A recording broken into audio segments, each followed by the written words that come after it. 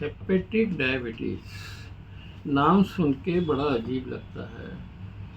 Modern के doctors तो इस चीज़ को मानते ही नहीं कि डायबिटीज़ को हेपेटिक से कोई रिलेशन नहीं है, लेकिन हमारा अनुभव ये कहता है कि डायबिटीज़ के मोस्टली केसेस के अंदर पेनक्रियाज के मुकाबले में हेपेटिक इन्वॉल्वमेंट ज़्यादा होता है। पेनक्रियाज का इन्वॉल्वमेंट तो मिलता ही है, लेकिन हेपेटिक इन्वॉल्वमेंट भी ज़्यादा मिलता है।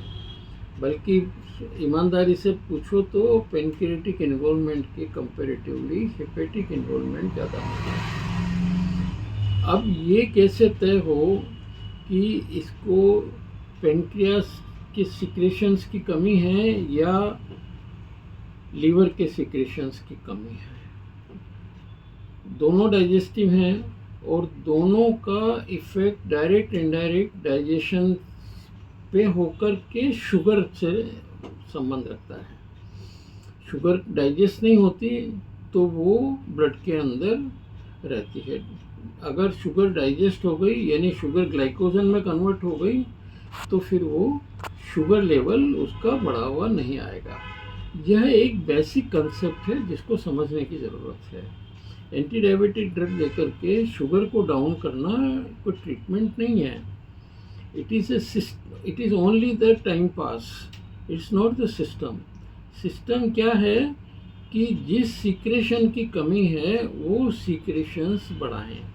पेनक्रियाटिक सीक्रेशन की कमी है तो उसको बढ़ाएं, और लीवर की सीक्रेशन की कमी है तो उसको बढ़ाएं। तो पहले हम ये डायग्नोस करें कि इसको अपना इंसुलिन की कमी इंसुलिन की कमी है या बाइल जूस की कमी है, ये अपन पहले डायग्नोस करें। देखिए दोनों में क्या डिफरेंस है। अपन पहले हेपेटिक की इन्वॉल्वमेंट की बात करते हैं।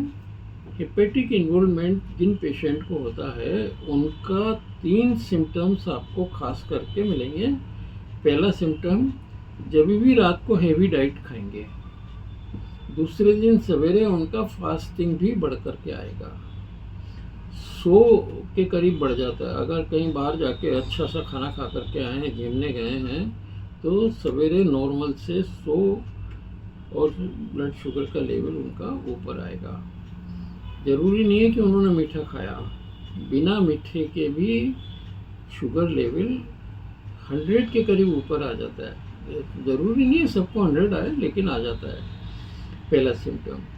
दूसरा सिम्टम, फास्टिंग और पीपी, इन दोनों की नाप में बड़ा अंतर आता है। मान लीजिएगा फास्टिंग 140 आ रहा है तो पीपी उसका कम से कम 200 आएगा। नॉर्मली 40 का अंतर होता है, लेकिन इसमें कम से कम 60-70 का अंतर आएगा। ये दूसरा सिम्टम है, फास्टिंग और पीपी का डिफरेंस ज़्यादा होता है। और तीसरा सिम्टम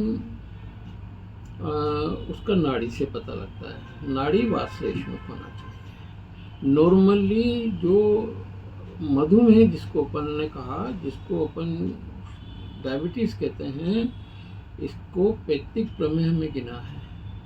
पैक्टिक प्रमेह में मधुमेह की गणना आती है। इस स्थिति में उसका पित्त बढ़ा हुआ नहीं मिलता। इस स्थिति में उसका वायु वाश्लेष्म दोनों बढ़ा हुआ मिलता है, यानी उसको पाचन की कमी है, इनडाइजेशन रहता है। यह तो हुआ आपका हेपेटिक। अब इसमें क्या करना, पाचन सही होना चाहिए।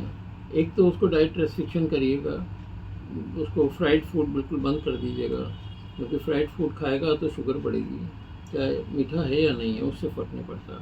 बाजार का मैदा और चना हुआ आटा जो है उससे बना हुआ कुछ भी खाएगा तो शुगर बढ़ेगी, क्योंकि उसका सीधा असर लीवर पे जाता है। इसको मैनेज करना, तो एक तो फूड की क्वालिटी में उसका चेंज कर दो।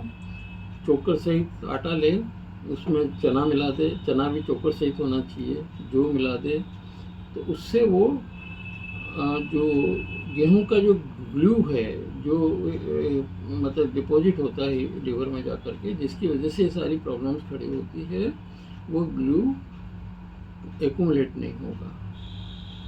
दूसरा, चिकित्सा में भी पाचन की व्यवस्था करें। शास्त्र के अंदर मधुमेह की चिकित्सा में पिप्पली रसायन का प्रयोग लिखा है।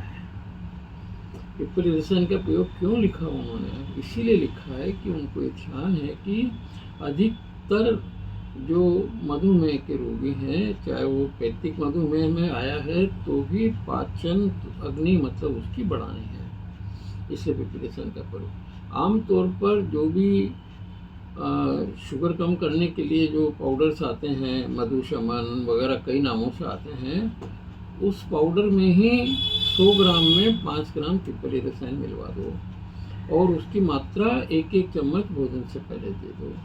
फिर जो शुगर तत्काल कम करने के लिए अगर आपको एलोपैथिक की दवा देनी है तो उसको लो डोज में दो। जैसे मेटफॉर्मिन देना है तो 500 mg से ज़्यादा मत दो, ग्लिमेब्रोमाइड देना है तो 1 mg से ज़्यादा मत दो। दोनों मिला करके देना है तो 500 mg मेटफॉर्मिन और 1 mg ग्लिमेब्रोमाइड दो। उससे उसको सेटिस्फेक्शन हो जाएगा, शुगर लेवल उसका रोज़ाना का रोज़ाना डाउन होता हुआ चले जाएगा। ये तो हुआ अपना हेपेटिक डायबिटीज़ का। अब अपन लेते हैं पेनक्रियाटिक डायबिटीज़ का, जिसमें इंसुलिन की कमी रहती है। और उसमें तो इसमें जो हमने सिम्टम्स जो हेपेटिक के बताए उससे जस्ट रिवर्स। अब ये इसको